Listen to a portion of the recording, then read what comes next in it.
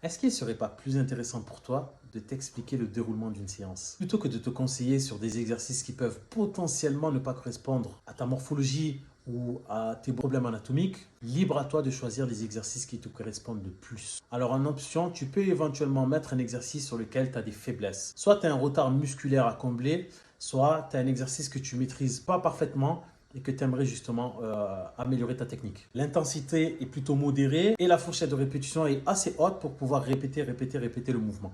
Mis à part ça, en 1, tu vas placer l'exercice le plus intense, celui qui correspond le plus à l'objectif de ta séance.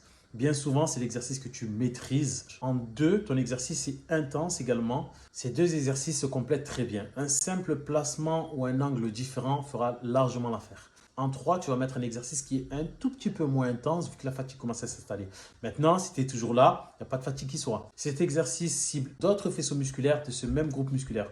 On va dire que c'est quasiment pour boucler la boucle. Et le dernier ou l'avant-dernier exercice, pourquoi pas mettre un exercice sur des groupes musculaires secondaires qui ont agi, éventuellement des exercices d'isolation ou des exercices sur machine guidée. Il y a de très fortes chances que tu vas favoriser le volume plutôt que l'intensité.